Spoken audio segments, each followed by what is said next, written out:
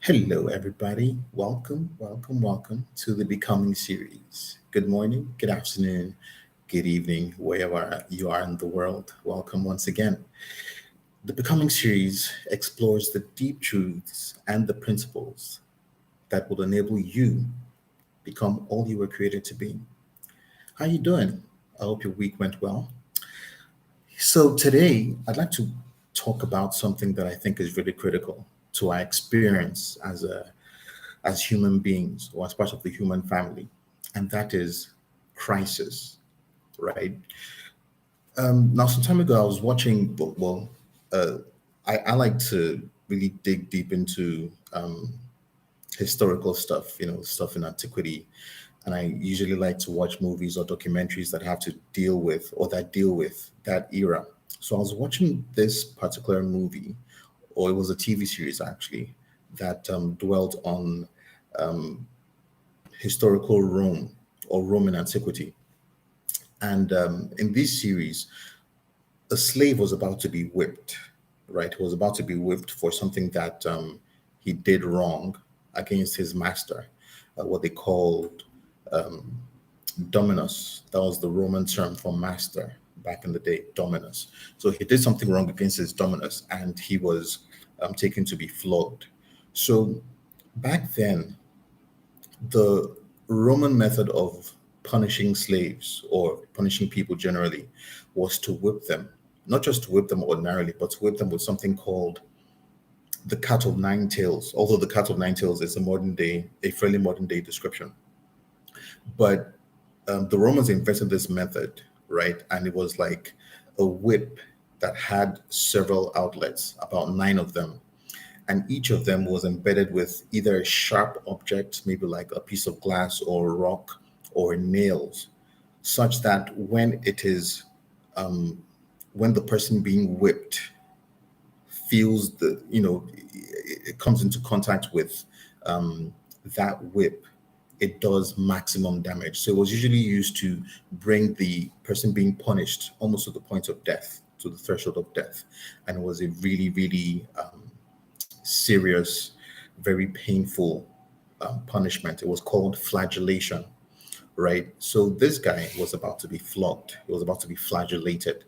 And the person who was about to do the whipping was actually a friend of his or a mentor. But because both of them were slaves, they had no choice, or the mentor had no choice but to carry out the punishment.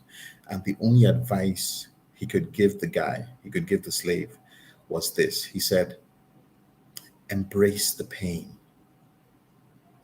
That is the only way. And he went ahead and whipped the guy, and blood was coming out of his back, etc. But that line stuck with me. Embrace the pain. It is the only way.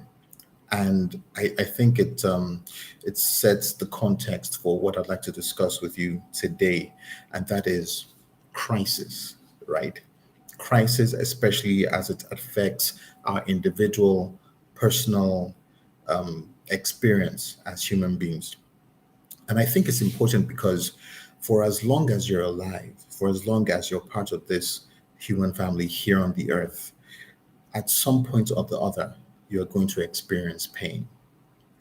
You can't run away from it. At some point or the other, sooner or later, you're going to go through a condition or an experience that is going to cause you a whole lot of pain. Right now, how do you deal with that? It could be a job loss, it could be a broken relationship, it could be a crisis in your personal economy. You could be brought to the brink of financial ruin, for instance. You could lose your business. It could be an act of God, what they call an act of God, where your belongings or the things that you own, your property, is swept away by flooding or by wildfires. What do you do in those circumstances? How do you deal with the pain? How do you deal with the anguish? How do you cope under those circumstances? And I say that is important because, like I just mentioned, it is a part of the human experience. There is no way that you can avoid having to go through something that will cause you pain. It will happen. That is guaranteed. But dealing with it correctly, I think is really critical because we've heard stories of how people were not able to deal with the pain, the severe pain that they had to go through, experiencing the death of a loved one, a broken marriage or a broken relationship, financial ruin, debt, etc.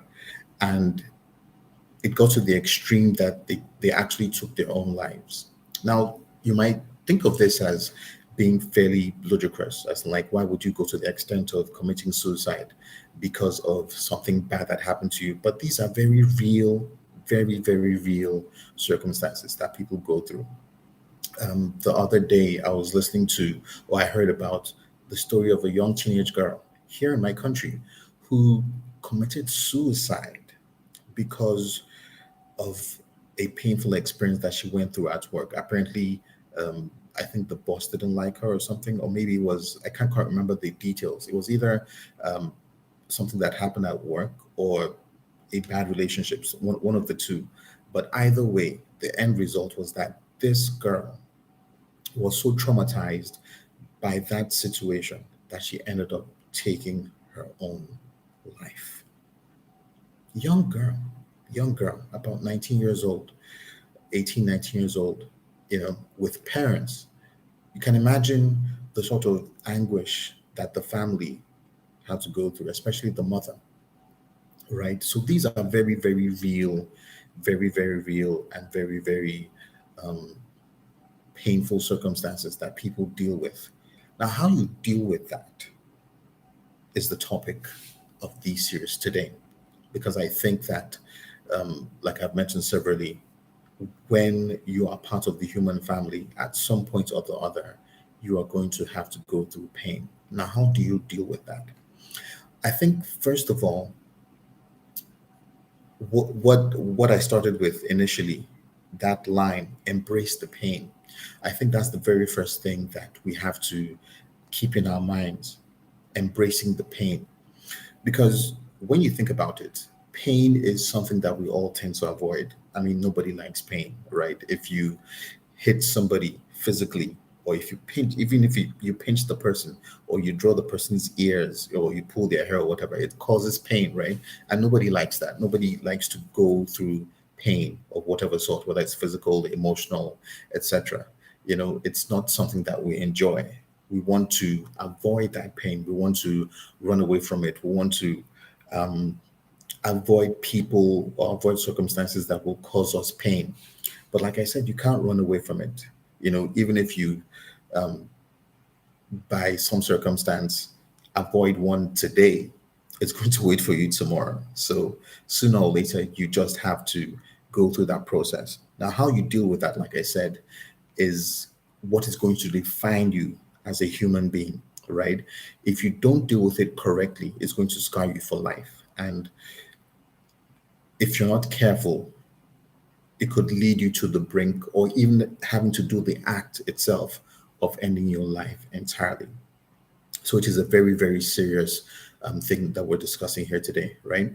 But I think that for us to deal with this issue correctly, we have to understand several things about crisis in whatever form it occurs. And the way to deal with that, first of all, is to properly define it because, most of the time when we're going through stuff or when we're afraid of stuff, it is because we really don't understand it. It is something nebulous, it is something, in the dark, and whatever you don't understand, whatever you fear, you tend to run away from.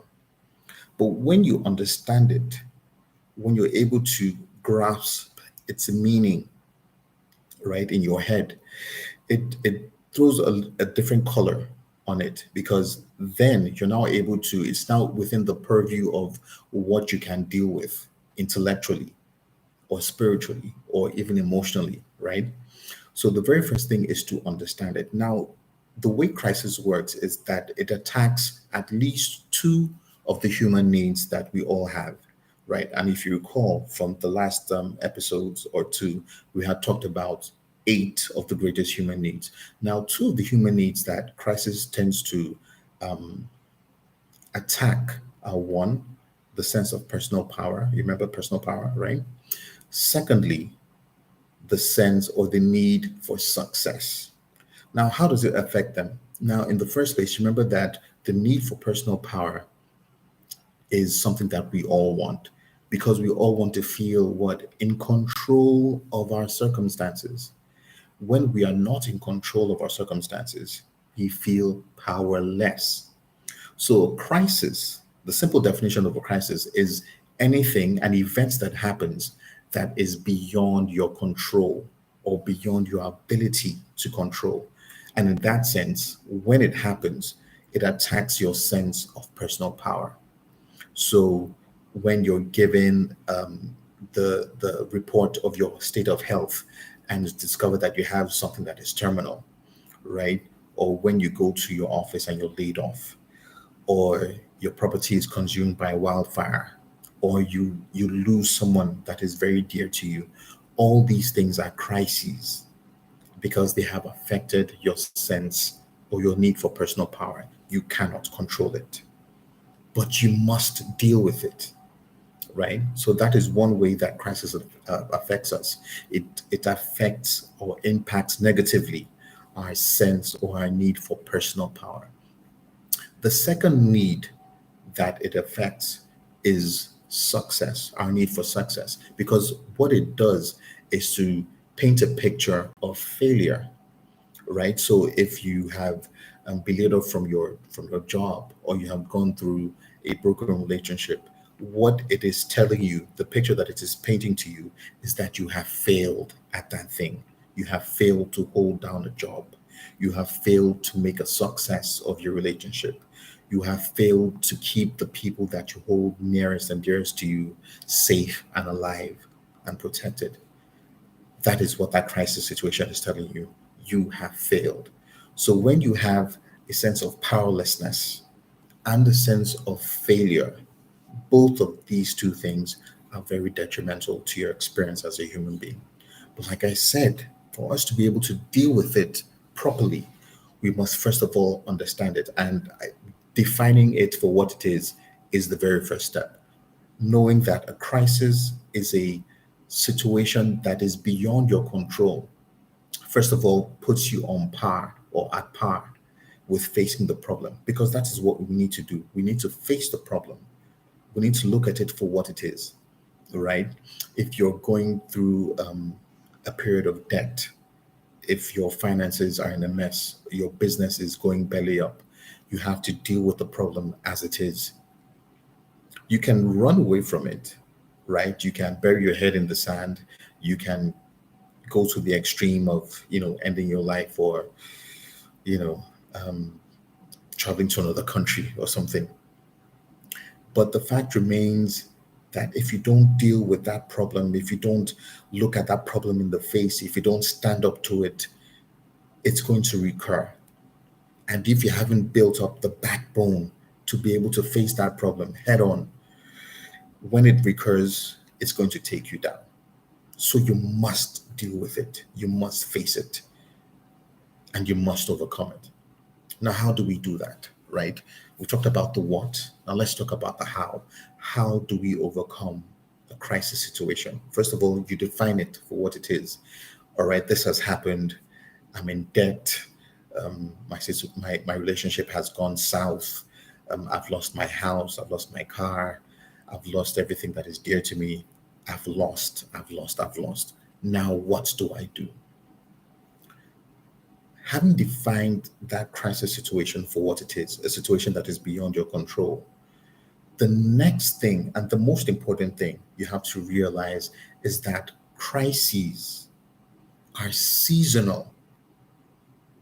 That is the most important thing you must realize about a crisis situation. It is seasonal. And what do I mean by that? I mean that the crisis is for a season. There is a time and a season for everything that we go through as human beings. There's a time and there's a season for everything. When things are up, when things are hunky dory, when you're experiencing blessings, immense blessings in your financial situation, for instance, it is only for a season. At some point, those things are going to stop. And you're going to enter into another season of perhaps insecurity or perhaps of lack, right? That is the way the world works. Because for as long as we're on this earth, it is going to go through a cycle. Remember that the earth is in a cycle, it's revolving. So as it is revolving, the things that have happened will happen again, good or bad, they will happen. So a crisis is seasonal. Now, when you realize that a crisis is seasonal, it puts you in a better place, because what is the hallmark of a season? A season is temporary. It is not permanent. It is temporary. So look at it this way. If, for instance, you're in Europe, right, or you're in the United States, or you're basically in the West, the western part of the globe or the hemisphere, you typically have about four seasons, right? You have summer, you have spring, you have autumn or fall, and then you have winter. Now, those are seasons, right? And each of them is in a continuous rotation. So spring comes first, and then you go into summer, and then you go into autumn, and then you go into winter. Now, if you were going through a winter period without preparing for the next cycle, which is going to be spring, by the time spring comes, you will find yourself at a loss, right? Because you thought that winter was going to be permanent, but it isn't. It's only a season. Eventually, it is going to give way to spring. Eventually, the snow is going to stop falling, and what the leaves and the trees are going to burst forth yet again, and the birds are going to fly in the air. That is the way the earth works. It is seasonal. So when you realize that a crisis is seasonal, it puts you in a better place to deal with it. Why? Because you know that the crisis cannot last. It cannot last. And it will not last, because it is only for a season. It is only temporary. The problem is that we tend to make permanent decisions for a situation that is only temporary. What do I mean by that? If you're going through, like the examples that we've mentioned here, job losses, a relationship that went bad or went south, and you decide to end it all, you decide to take your life, for instance, or you decide to just put an end to dealing with people or having a relationship with the opposite sex, right? You have taken a permanent decision to deal with a temporary situation. And that is wrong, because that crisis is only seasonal. It couldn't last, it cannot last. It is temporary. Now, what is the essence of crisis? Crisis comes because there's always a purpose for everything, there's always a reason for everything. The reason for crisis is to engender change.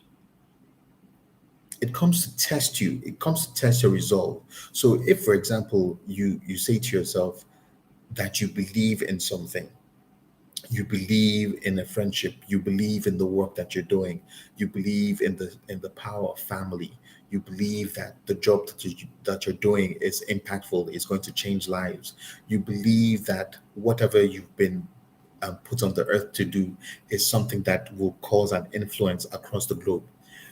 Whatever you believe, there will always be something that will come to test it. That is how you know the strength of whatever you believe, when it is tested, right? It's all fine and it's all good for you to say, oh, I believe this and I believe that, and I believe that everything is going to work out for my good, etc. Crisis is coming to say, oh, you believe that, right? Fine. Boom. Here's a situation. Do you still believe?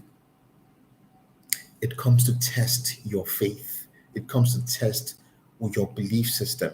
It comes to test you as a person. And if you fail that test,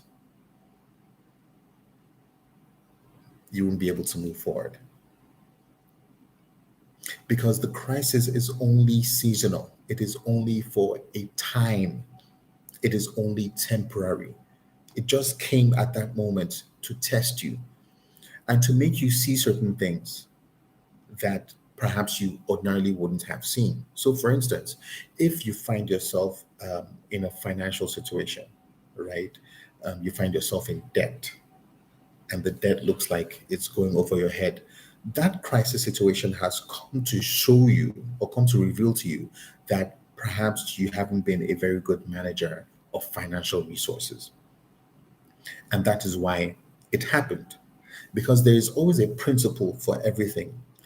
When you violate a principle, you have to deal with the situation, you have to deal with the circumstances, you have to deal with the outcomes. So the crisis is a response to what you have failed to succeed at in terms of the principle. So being in financial debt most likely is a result of your inability to manage finances properly. So the crisis is come to show you that this is your situation. Now, what you need to do in that situation is to take the lesson, which is why the term that I started with, embrace the pain. It's painful. It's painful. Being in financial debt, being in financial lack is painful. You have people knocking at your door demanding for money. You have empty pockets. Perhaps you're a dad or you're a mom, and you can't provide for your children. You can't provide for your significant other. You can't provide for the people around you who look up to you. It is painful. And it's not a situation that we like. But if we haven't been good managers of financial resources, this will happen. And you must deal with it.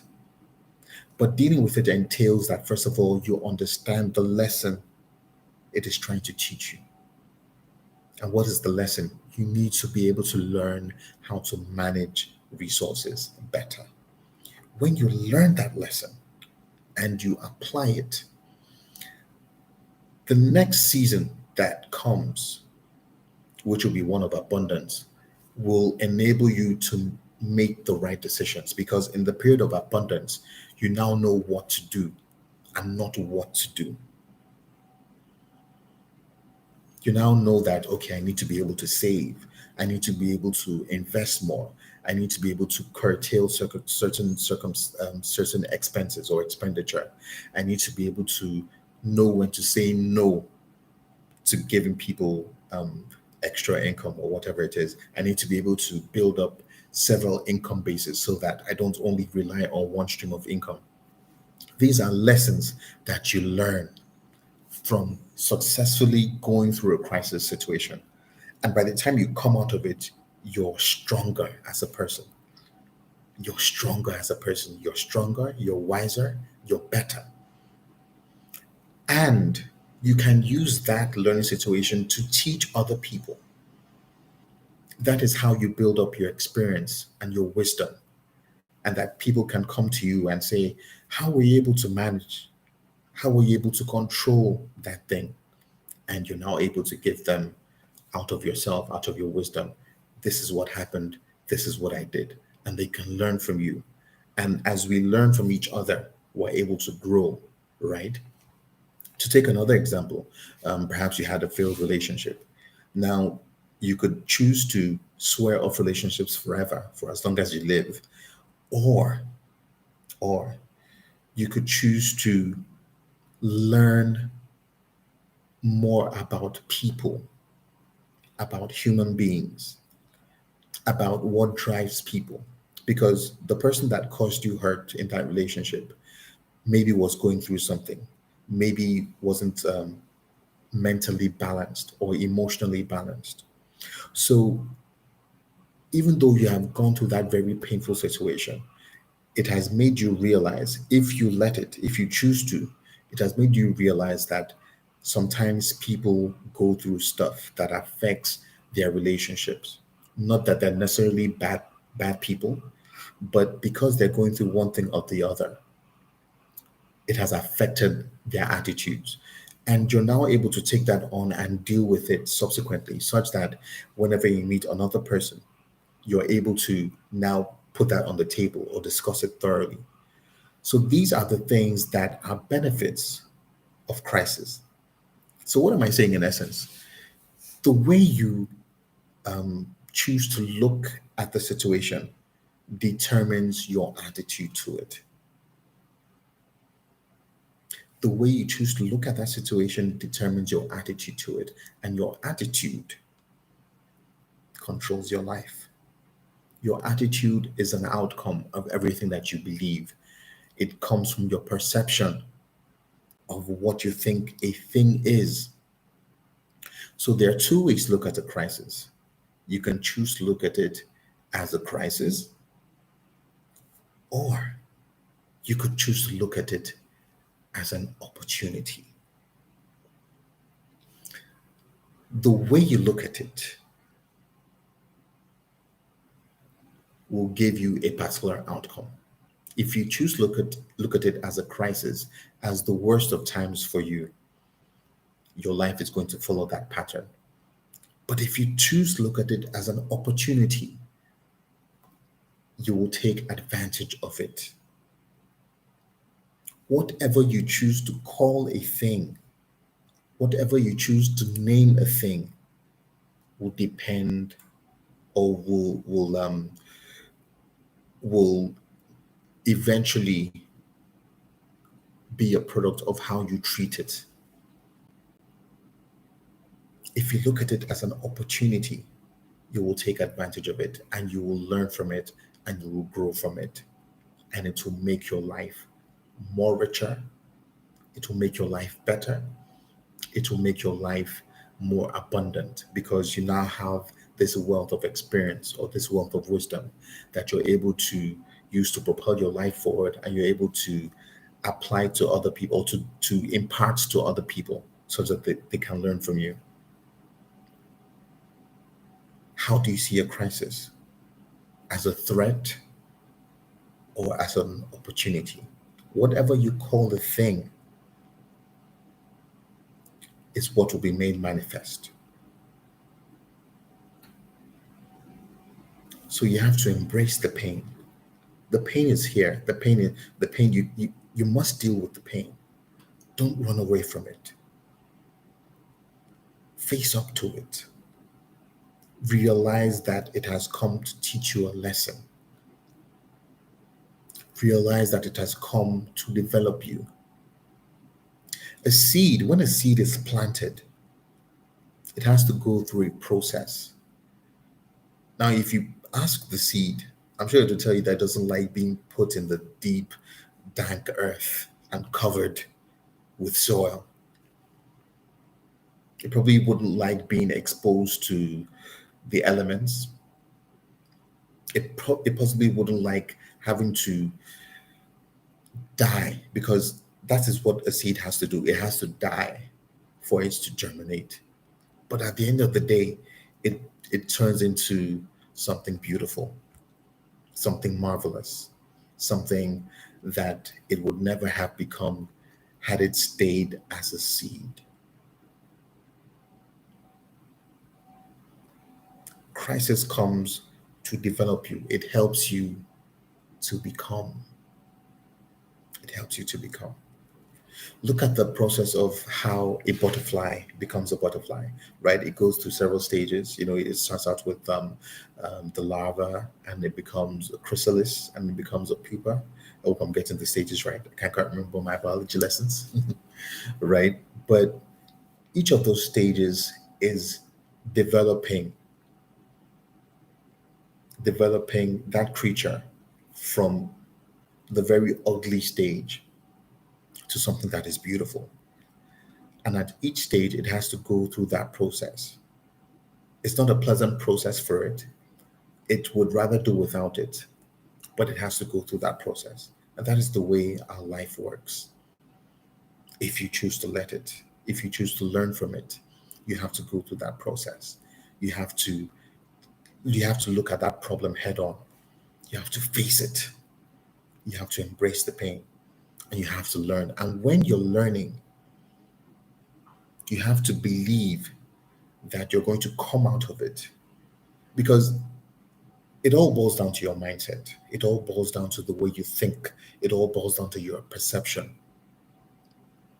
If you choose to look at it through the right lens, you will be able to overcome it, because that is the key.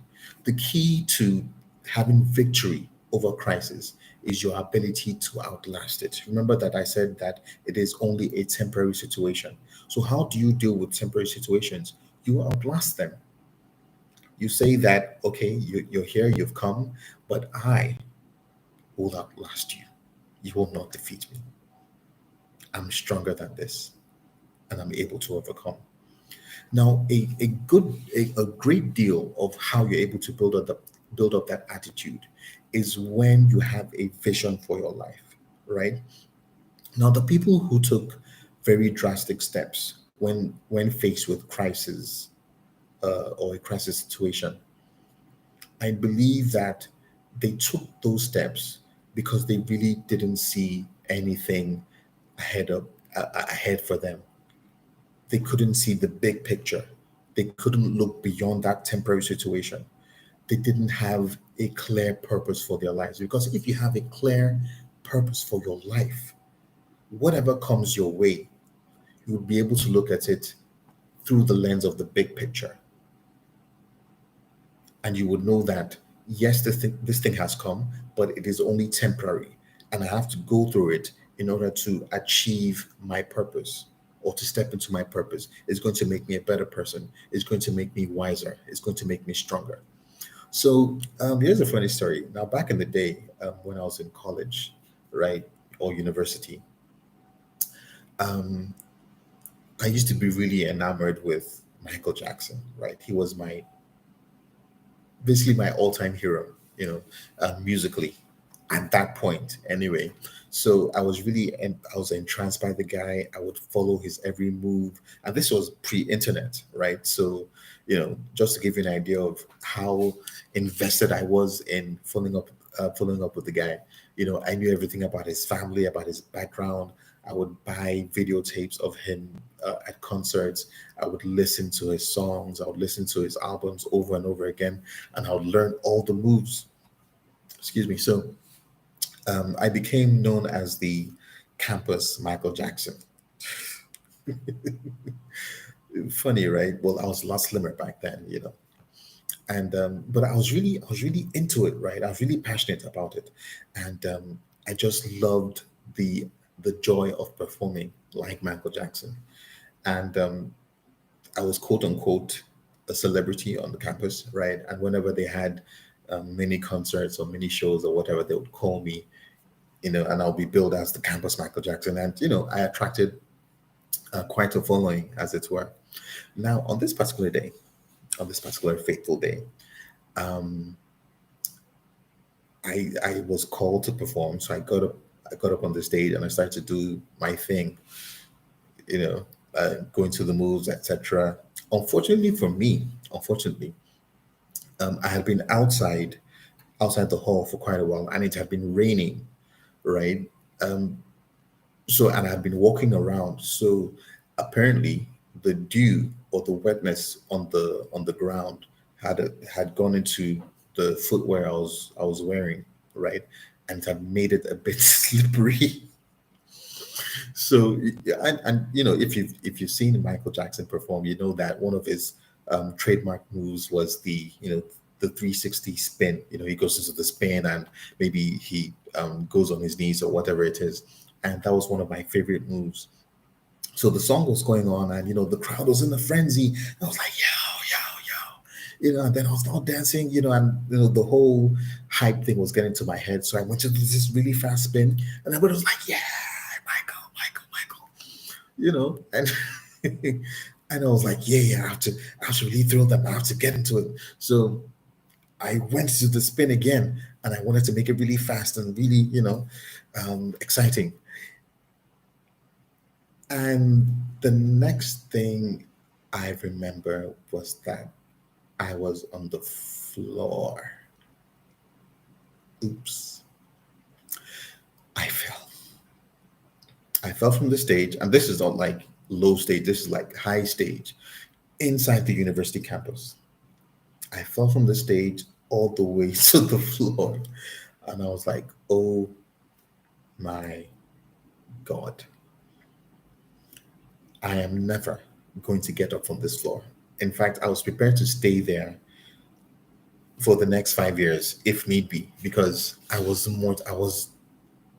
embarrassed. I was mortified. I was like, this is the worst day of my life. I was in crisis mode. And this is a hall full of students, right? So the noise in the hall went from yeah to oh my God.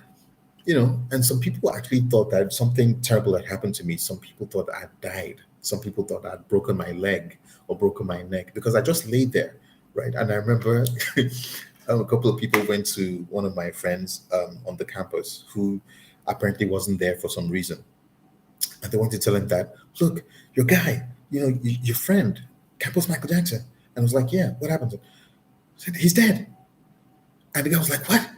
What happened? And they told him the narrative, the story of how I supposedly fell from the stage and broke my neck. And the guy was in tears, right? Until he got to discover that, it was just, that wasn't the full story, obviously. But what happened, and remember that this is pre internet, right? Which was a lifesaver, I guess, because um, I guess by now you'd have seen some vintage footage of me falling off the stage.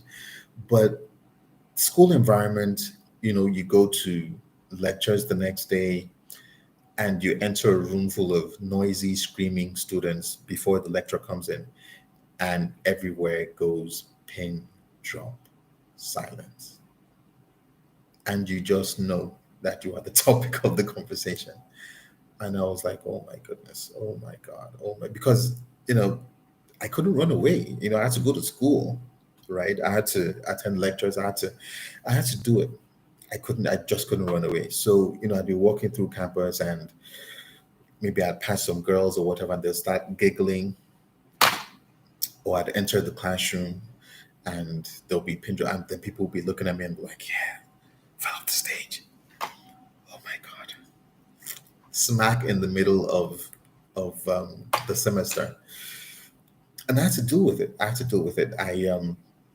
There was no way for me to run, right? So my immediate thought was to stop performing, and I was like, I'm done. I'm not never going to do this again, etc. Never going to happen.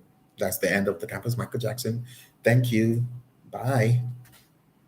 But what happened was, because I had this really strong passion and this really strong vision, not that that was supposed to be my calling or my assignment, to be the Nigerian Michael Jackson or whatever it was, right? But because I had this really strong belief that I was doing something that gave me meaning, or that gave meaning to my life in some form, right? Or that maybe have an impact in some form, or made me an influence in some form. Because I believed in that idea, in that concept so strongly, eventually I was like, you know what? I'm going to go back, right? I'm going to go back. And eventually that's what I did. I went back on the stage, and I was billed as, or the that particular show was billed as the return of the campus Michael Jackson.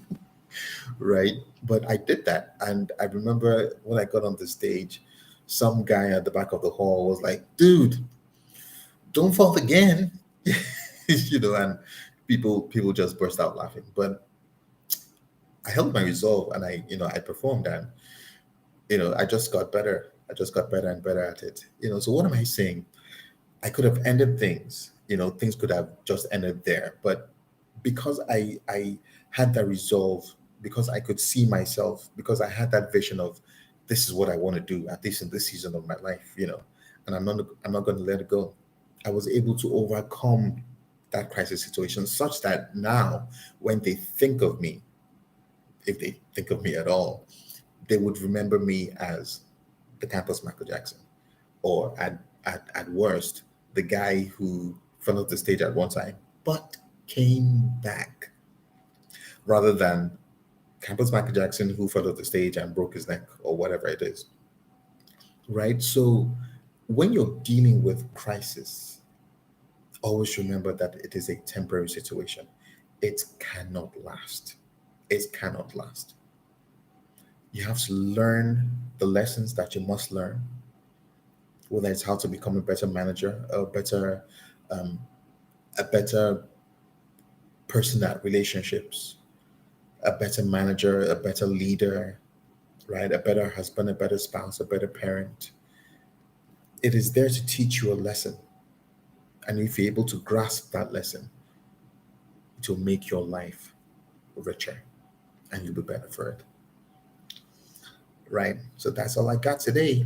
I hope I hope this message reaches somebody. I feel that somebody out there needs to hear this message, and this message needs to sink in into your heart. It just could be a lifesaver for somebody out there. God bless you. Peace.